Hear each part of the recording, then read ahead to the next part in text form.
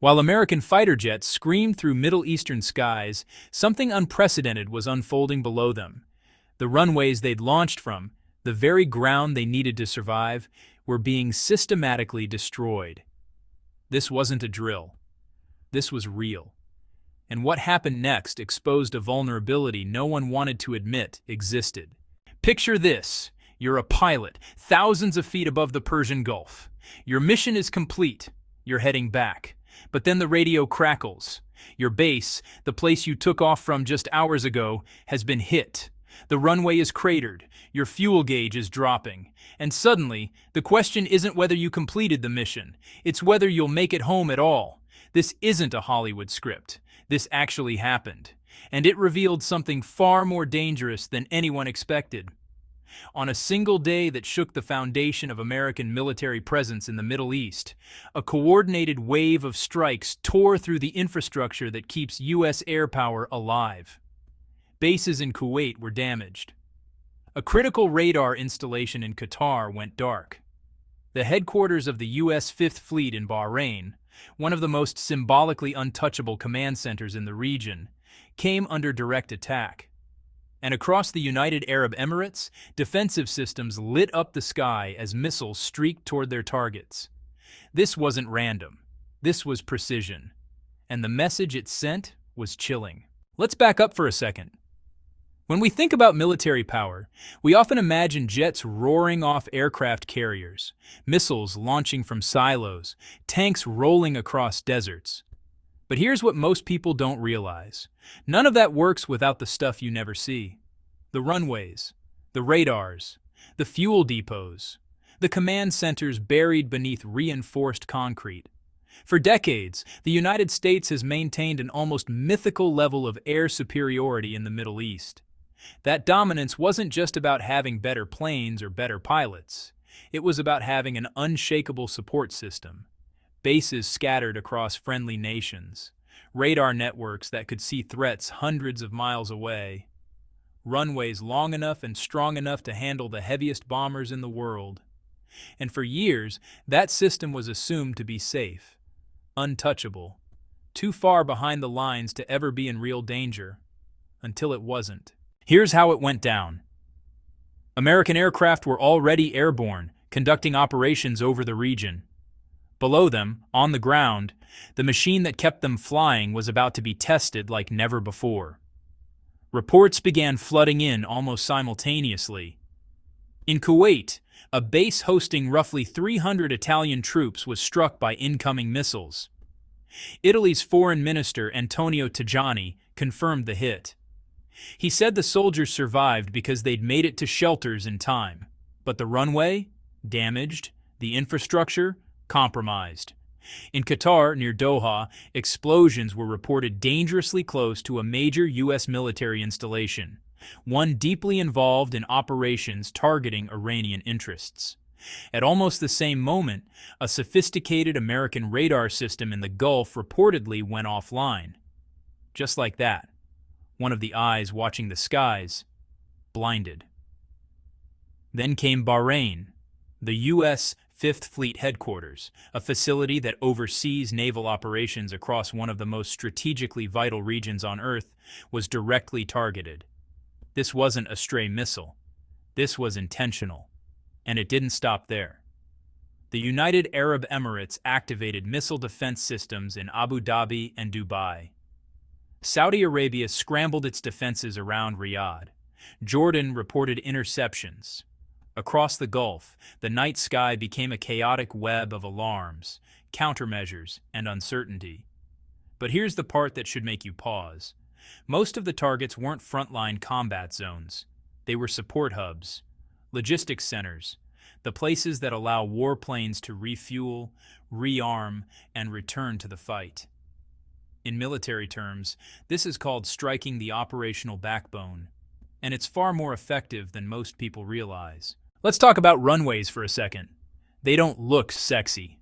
They're not dramatic. There's no explosion, no fireball, no cinematic moment, just flat concrete stretching into the distance. But a runway is everything. Without one, your multi-million-dollar fighter jet is just an expensive paperweight. Even if it's already in the air, think about it. A plane takes off with enough fuel for its mission, maybe a little extra. If that runway gets cratered while the pilot is gone, they can't come back. They have to divert to another base, maybe hundreds of miles away. That burns fuel they don't have. It delays refueling. It pushes back the next sortie. And if enough runways go down at once, the entire tempo of operations grinds to a halt. That's exactly what these strikes were designed to do. Disable the runways, ground the jets, strip away the logistical advantage that makes U.S. air power so overwhelming.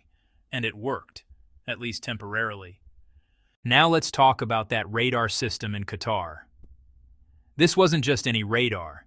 It was part of an integrated missile defense network, the kind that detects incoming threats from hundreds of miles away and coordinates responses in real time. When it went offline, something shifted. Suddenly there was a gap, a blind spot, and in modern warfare, blind spots are deadly. Missile defense isn't magic. It's a chain. Satellites detect the launch. Ground radars track the trajectory. Interceptors calculate the intercept point. Batteries fire. If one link in that chain breaks, the whole system becomes less effective. And when that link is a major radar installation in one of the most contested regions on the planet, that's not a minor glitch. That's a strategic problem. It also raises a terrifying question. If they can take out the radar, what else can they reach? Here's where things get complicated and uncomfortable. Countries like Kuwait, Qatar, Bahrain, and the UAE host American military forces for a reason. They want security. They want the deterrent effect of having the world's most powerful military on their soil. In theory, that's supposed to keep them safe. But here's the paradox. The moment conflict escalates, those same bases become bullseyes. Hosting American power doesn't just bring protection, it brings proximity to danger. Italy's foreign minister basically admitted this when he talked about the strike in Kuwait. Yes, the troops were safe. Yes, the warning systems worked. But the base was hit. The runway was damaged. And the uncomfortable truth is this. That missile didn't target Kuwait because of Kuwait. It targeted Kuwait because Americans were there. So now these Gulf nations are forced to ask themselves a hard question. Does this alliance make us safer, or does it make us a target? There's no easy answer, but the question itself is a shift. And shifts like that can change the strategic landscape faster than any missile ever could. Let's be clear about what Iran was communicating here. This wasn't just retaliation. This was a demonstration. For years, the narrative in Washington has been simple. American military infrastructure in the Gulf is secure. Our bases are protected. Our allies are stable. Our deterrence is credible. And if conflict comes, we'll operate from a position of overwhelming strength. Iran's message was equally simple. No, you won't. By hitting runways, radars, and command centers across multiple countries in a single coordinated wave, Iran wasn't just responding to a specific provocation. It was rewriting the rules of engagement. It was saying, if you pressure us, we won't just hit back at your forces.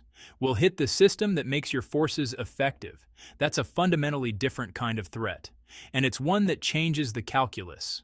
Because here's the thing. You can replace a damaged runway. You can repair a radar. You can reinforce a base. But you can't easily repair the perception that your operational backbone is vulnerable.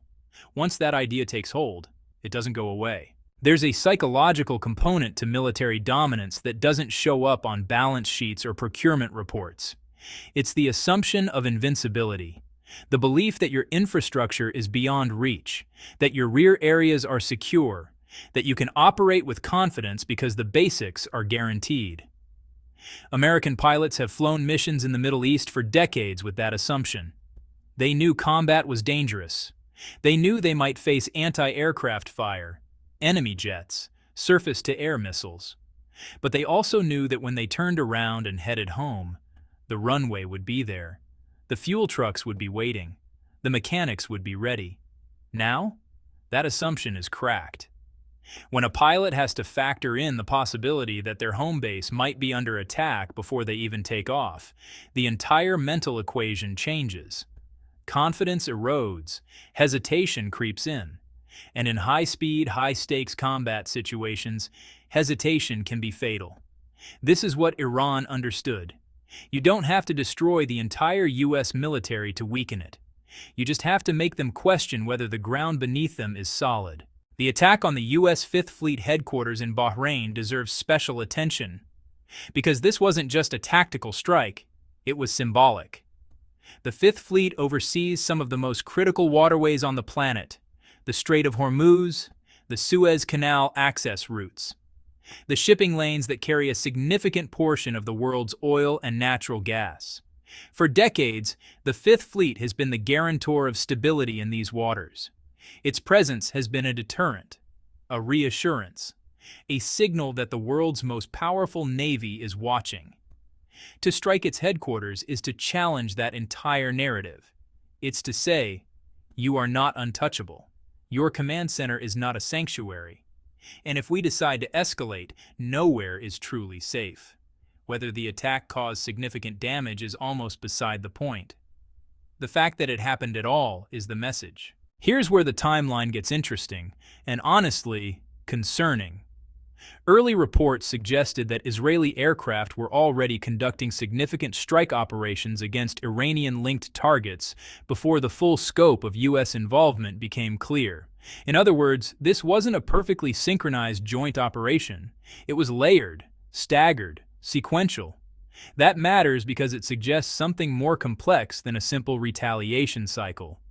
It suggests a multi-front escalation where different actors are moving at different speeds with different objectives and potentially different endgames. When you add in reports that Iranian Revolutionary Guard Corps units were firing missiles toward Israel around the same time that Gulf bases were being hit, the picture becomes even more chaotic. Multiple theaters, multiple targets, multiple actors, all moving at once. This is how regional conflicts spiral. Not through one big dramatic moment, but through a cascade of smaller, overlapping actions that feed off each other until, honestly, no one is entirely sure who started what or how to stop it. So now Washington faces a choice, and it's not an easy one. Option 1. Respond with overwhelming force, hit back harder, expand the target list. Show that any attack on U.S. infrastructure will be met with devastating consequences. Restore the perception of invincibility through sheer firepower. The logic here is straightforward. Deterrence only works if adversaries believe the cost of aggression is unacceptably high. If you let attacks on your bases go unanswered, you invite more attacks. So you escalate, you demonstrate strength, you make an example. But there's a problem. Escalation is a feedback loop. You hit them, they hit you back harder, you hit them even harder, and suddenly you're in a full-scale regional war that, frankly, nobody actually wanted. Option 2. Prioritize containment, repair the damage, reinforce defenses, disperse assets to make them harder to target, open diplomatic channels to prevent further escalation. Accept that some degree of vulnerability is inevitable in a contested region, and focus on managing risk rather than eliminating it. The logic here is equally straightforward. A prolonged regional conflict would be catastrophic. It would disrupt global energy markets. It would destabilize already fragile governments. It would pull in other actors, Russia, China, regional powers with their own agendas. So you de-escalate, you show restraint, you find an off-ramp. But there's a problem with this too. Restraint can be mistaken for weakness. And if adversaries believe you won't respond decisively, they're more likely to test your limits again. So which is it? Escalate or de-escalate? Show strength or show wisdom? The truth is, there's no perfect answer. Both paths carry enormous risks. And the decision being made right now, in situation rooms and secure facilities across Washington, will shape the Middle East for years to come. Spare a thought for the Gulf nations caught in the middle of all this. They didn't ask for missiles streaking over their cities. They didn't ask for their bases to become targets. They didn't ask for their populations to hear air raid sirens in the middle of the night. But here they are. Countries like the United Arab Emirates, Qatar, and Bahrain have built their security strategies around partnerships with the United States. They've invested billions in defense infrastructure. They've allowed American forces to operate from their territory. In return, they expected stability, protection, a shield against regional threats. Now they're discovering that the shield can also be a magnet. And they're facing a brutal calculation. If they distance themselves from the United States, they lose that protection. But if they stay close, they remain targets. There's no winning move, only the least bad option. This is the hidden cost of alliances. It's not just about money or equipment or training. It's about risk. And right now, the risk is very, very real. For decades, the airspace over the Persian Gulf has been effectively controlled by the United States. American jets flew where they wanted, when they wanted. Surveillance aircraft tracked everything that moved. Drones loitered for hours, watching, waiting, striking. It was, for all practical purposes, American airspace.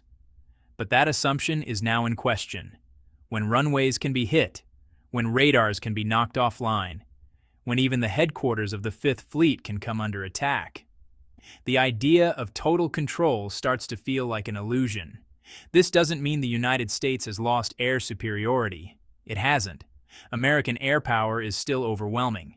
But superiority and invulnerability are not the same thing, and the gap between them is where doubt creeps in. From now on, every mission will carry an extra layer of uncertainty. Every takeoff will require a backup plan. Every operational decision will have to account for the possibility that the infrastructure you depend on might not be there when you need it. That's not a minor shift. That's a fundamental change in how power is projected and perceived. So where does this go from here? Honestly, no one knows. And that's part of what makes it so dangerous. If cooler heads prevail, this could be contained. Diplomatic back channels could open. De-escalation could take hold. The damage could be repaired, lessons could be learned, and the region could step back from the brink. But if miscalculation takes over, if one side misreads the other's intentions, if an accident gets mistaken for an attack, if domestic political pressures force leaders into corners they can't escape, this could spiral into something far worse. History is full of conflicts that nobody wanted but everybody got. World War I started because of a cascade of miscalculations and rigid alliance structures. The Gulf has its own tangled web of alliances, rivalries, and tripwires. And right now, that web is vibrating. Here's the thing about power. Real power. The kind that shapes the world. It's not just about having the biggest military or the most advanced technology. It's about perception. It's about whether your adversaries believe you can and will use that power effectively. It's about whether your allies trust that you'll protect them. It's about whether you believe in your own invincibility. And once that belief is shaken, everything changes. What happened in the Gulf wasn't the end of American military dominance, but it was a crack in the facade, a reminder that assumed superiority and guaranteed superiority are not the same thing. Runways can be repaired, radars can be replaced, bases can be reinforced, but the idea that your infrastructure is beyond reach. Once that's gone, it's almost impossible to get back. And right now, across the Middle East, in capitals and command centers and cockpits, people are adjusting their calculations. They're asking new questions. They're reconsidering old assumptions. Because the ground just shifted. And no one is entirely sure where it's going to settle. The skies over the Persian Gulf have always been contested. But for a long time, the contest felt one-sided. Now it doesn't. And that changes everything. This isn't just about missiles and runways. It's about the invisible architecture of power, and what happens when that architecture starts to crack. Thanks for watching. If this made you think differently about what's really happening in the Middle East, hit that like button. Subscribe if you want more stories that go deeper than the headlines. And drop a comment. I want to know. Do you think this escalates, or do cooler heads find a way out? See you in the next one.